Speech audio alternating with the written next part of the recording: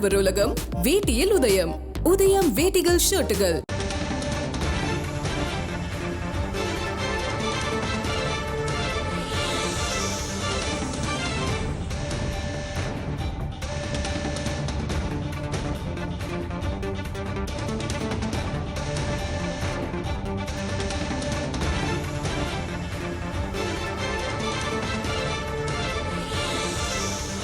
உத்தரப்பிரதேசம் அம்ரோஹா தொகுதியில் காங்கிரஸ் கட்சிக்கு வெற்றி வாய்ப்பு அதிகம் என கணிப்பு வெளியாகியிருக்கிறது. அம்ரோஹா தொகுதியை கைப்பற்ற முடியாமல் 40 ஆண்டுகளாக காங்கிரஸ் கட்சி திணறும் நிலையில் இந்த முறை அம்ரோஹா தொகுதியில் காங்கிரஸ் கட்சிக்கு வெற்றி வாய்ப்பு அதிகம் இருப்பதாக கணிப்பு வெளியாகியிருக்கிறது. தகவல்களோடு செய்தியாளர் நிரஞ்சன் குமார் இணைந்திருக்கிறார். நிரஞ்சன், குறிப்பா அந்த அம்ரோஹா இந்த தொகுதியில காங்கிரஸ் கட்சியால இப்ப வரைக்கும் வர முடியல. ஆனா காங்கிரஸ் கட்சி அந்த தொகுதியில வெற்றி பெறுவதற்கான பல்வேறு முன்னெடுப்புகளை எடுத்துட்டு இருக்கிறாங்க ஒவ்வொரு தேர்தல்களின் போதும். ஆனா இந்த முறை அம்ரோஹா தொகுதியில காங்கிரஸ் கட்சிக்கு வெற்றி வாய்ப்பு அதிகமா இருக்கிறதா ஒரு கணிப்பும் வெளியாகி இருக்கு. என்ன விவரம் நிரஞ்சன்?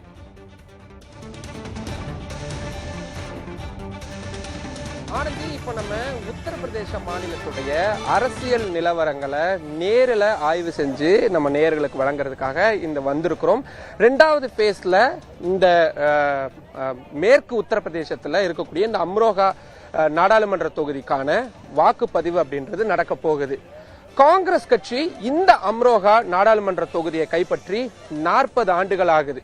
அதே மாதிரி ஆளும் கட்சி அதுக்கு முன்னாடி இருந்த சமாஜ்வாதி கட்சி இந்த தொகுதியை கைப்பற்றி 27 ஆண்டுகளுக்கு மேலாகுது. 1999க்கு அப்புறமா பகுஜன் சமாஜ் கட்சியால 20 வருட போராட்டத்திற்கு அப்புறம் தான் இந்த தொகுதியை கடந்த 2019ஆம் ஆண்டு பிடிக்க முடிஞ்சது. அப்படின்னா இடைப்பட்ட காலங்களில் கோலோச்சினது யாருன்னு கேட்கலாம். அது பாரதிய ஜனதா கட்சி தான். பாரதிய ஜனதா கட்சி இங்க ஒரு பெரிய அரசியல் பலமா இருந்தாங்க.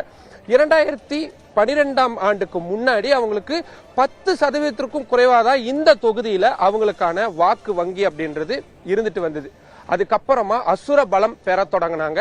2012ஆம் ஆண்டு கிட்டத்தட்ட ஒரு 30% வாக்குகள் அப்படின்றத மொத்த பதிவான வாக்குகள்ல இருந்தது. 2014 நாடு முழுவதும் மோடி அலை வீசின பொழுது கிட்டத்தட்ட 48% வாக்குகளை அவங்க இந்த தொகுதியில பெற்றிருந்தாங்க, அவங்க கைப்பற்றி இருந்தாங்க. அதுக்கப்புறமா தொடர்ந்து அந்த 40, 38 இந்த மாதிரியான ரேஷியோலயே இருந்துகிட்டு இருந்தாங்க. அதுக்கு ஈக்குவலா அவங்களுக்கு சரிசமமா சண்டை செய்யக்கூடிய இன்னொரு கட்சி இந்த தொகுதியை பொறுத்த வரைக்கும் சமாஜ்வாதி கட்சி. சமாஜ்வாதி கட்சி 2014 மோடி அலை வீசின போது கூட இந்த தொகுதியில 33% வாக்குகளை கைப்பற்றி இருந்தாங்க. 2019ஆம் ஆண்டும் கூட அவங்களுக்கு கணிசமான வெற்றி வாய்ப்பு அப்படின்றது இருந்தாலும் கூட பகுஜன் சமாஜ் கட்சி சார்பில் போட்டியிட்ட டானிஷ் அலி இந்த தொகுதியை கைப்பற்றி இருந்தாது. பகுஜன் சமாஜ் கட்சி இந்த இடத்துல வெற்றி வாய்ப்பை பெற்றிருந்தாங்க. இதுக்கான காரணம் என்ன அப்படின்றத நம்ம விளக்கமா பார்க்க வேண்டியதா இருக்கு. மேற்கு உத்தரப்பிரதேச பகுதிகளை பொறுத்த வரைக்கும் இந்த அம்ரோகா, அலிகார், மதுரா இந்த மாதிரியான தொகுதிகள் அமைஞ்சிருக்கக்கூடிய இந்த மேற்கு உத்தரப்பிரதேச பகுதியை பொறுத்த வரைக்கும் அதிக அளவுல ஓபிசி வாக்குகள் இருக்கக்கூடியது. இஸ்லாமிய வாக்குகளும் தலித் வாக்குகளும் தலா 20% இருக்கக்கூடிய தொகுதி இந்த அம்ரோகா தொகுதி. அதனால ஓபிசி வாக்கு வங்கிகளை எப்பவுமே அதிக அளவுல குறி வைக்கக்கூடிய சமாஜ்வாதி கட்சிக்கு இங்க வாக்கு வங்கி அதிகமா இருந்ததுல எந்த விதமான ஆச்சரியமும் இல்லை. பகுஜன் சமாஜ் கட்சி நமக்கு தெரியும் தலித் அரசியலை பெரிய அளவுல முன்னெடுக்கக்கூடிய ஒரு கட்சி. அதனால அவங்களுக்கும் கணிசமான ஒரு வாக்கு சதவிகிதம் இருந்தது. ஆனா இவங்களுக்குள்ள காங்கிரஸ் கட்சிக்கு இங்க ஒரு பெரிய ஹோல்டே கிடையாது. தனித்தனியா பிரிஞ்சிருந்ததுனால இந்த வாக்குகள் கடுமையான முறையில சிதறிச்சு. இங்க இருக்கக்கூடிய உள்ளூர் கட்சிகள் ஆர்எல்டி மாதிரியான கட்சிகள் எல்லாம் கூட இங்க போட்டி போடும் பொழுது வாக்குகள் கடுமையான முறையில சிதறிக்கிட்டு இருந்தது. இப்போ இந்த முறை கடந்த முறை பகுஜன் சமாஜிலிருந்து தேர்ந்தெடுக்கப்பட்ட தானிஷ் அலி காங்கிரஸ் கட்சி சார்பா இந்த தொகுதியில் இந்த முறை களம் காண்றாரு. அவருக்கு ஏற்கனவே இருக்கக்கூடிய ஒரு இஸ்லாமிய முகம் அப்படின்றதும் இருக்கு. பகுஜன் சமாஜ் கட்சியில இருந்தவர் அப்படின்றதுக்கான ஒரு முகமும் இருக்குது. சமாஜ்வாதி கட்சி ஏற்கனவே கணிசமான வாக்கு வங்கியை வச்சிருக்காங்க. மறக்க கூடாது, கடந்த 2022 சட்டமன்ற தேர்தலில் இதே அம்ரோகா டிஸ்ட்ரிக்ட்ல பதிவான வாக்குகள்ல பாரதிய ஜனதா கட்சியை விட அதிக வாக்குகளை சமாஜ்வாதி தான் வச்சிருந்தாங்க. இந்த முறை காங்கிரஸ் கட்சி கூட சமாஜ்வாதி கட்சி கைகோர்த்து நிக்கிறாங்க. இங்க பார்க்க முடியும், எங்கெங்கெல்லாம் காங்கிரஸ் கட்சியுடைய கொடி இருக்கோ அங்க அத்தனை இடத்திலுமே சமாஜ்வாதியுடைய கொடியும் உடன் சேர்ந்து பறக்கிறத பார்க்க முடியும். அவங்களுக்குள்ள ஒரு இணக்கமான சூழல் இந்த தொகுதியில அதிக அளவுல இருக்கிறதா பார்க்க முடியுது. இப்படி நிறைய விஷயங்கள் இருக்குது. காங்கிரஸ் கட்சி ஓபிசி பிரிவினருக்கு ஜாதிவாரி கணக்கெடுப்பு நடத்தப்படும்னு சொல்லியிருக்கக்கூடிய அவங்களுடைய அறிவிப்பு இந்த தொகுதியில பெரிய அளவுல ஒரு பேசு பொருளா இருக்கிறத நம்மளால நேரடியாவே பார்க்க முடியுது. அந்த வெற்றி வாய்ப்பை மேலும் அதிகரிக்கணும் அப்படின்றதுக்காக தான் இன்னைக்கு இந்த தொகுதியில ராகுல் காந்தி பிரச்சாரத்துக்காக வராரு. சாயந்தரம் 4 மணிக்கு அவர் இந்த அம்ரோஹா தொகுதியுடைய இந்த ஜேபி காலேஜ்னு சொல்லப்படக்கூடிய இந்த மைதானத்துல அவரு தேர்தல் பிரச்சாரத்துல ஈடுபட போறாரு. இதுல ரொம்ப இன்ட்ரெஸ்டிங்கான ஒரு ஃபேக்ட் என்னன்னா, நேத்து இதே தொகுதியில இந்த மைதானத்துக்கு கொஞ்சம் பக்கத்துல இருந்த இன்னொரு மைதானத்துல பிரதமர் நரேந்திர மோடி நேத்து தேர்தல் பிரச்சாரத்தில் ஈடுபட்டிருக்கிறாரு. பிரதமர் பயன்படுத்திய வார்த்தைகளை வச்சு பார்க்கும் பொழுதே காங்கிரஸ் கட்சியும் சமாஜ்வாதியும் அவர் எந்த அளவுக்கு அட்டாக் பண்றாரு அப்படின்றத புரிஞ்சுக்க முடியும்.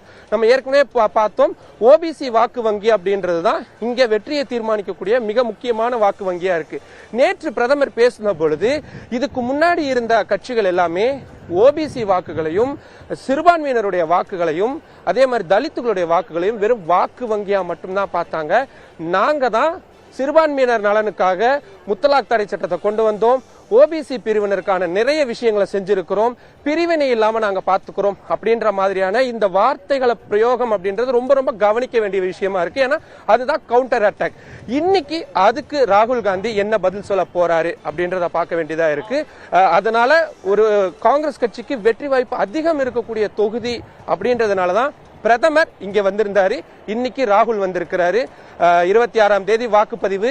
உண்மையிலுமே இந்த கணிப்புகள் எல்லாம் சரியா வருமா அப்படின்றது இந்த தொகுதி மக்கள் தான் நிர்ணயிக்க போறாங்க. பட் ஆனா நம்ம இங்க இருந்து இங்க இருக்கக்கூடிய ஒவ்வொரு நுணுக்கமான விஷயங்களையும் தொடர்ந்து நமக்கு வழங்க போறோம். ஆனந்தி, நீங்க குறிப்பிட்ட மாதிரியே உத்தரப்பிரதேச மாநிலத்துல இருக்க அந்த அம்ரோஹா தொகுதியில சமாஜ்வாதி கட்சிக்கு ஒரு குறிப்பிட்ட அளவுல வாக்கு வங்கி இருக்கு. இப்போ அவங்க காங்கிரஸோட சேர்ந்து போட்டியிட போறதுனால அந்த தொகுதியில போட்டியிடுற காங்கிரஸ் வேட்பாளருக்கு வெற்றிக்கான வாய்ப்பு அதிகமா இருக்கு அப்படின்ற தகவல்களை நீங்க பதிவு பண்ணிருக்கீங்க. தகவல்களை வழங்கியமைக்கு நன்றி நிரஞ்சன்.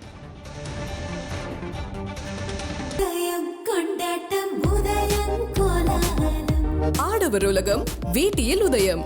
உதயம் வேட்டிகள் ஷர்ட்டுகள்.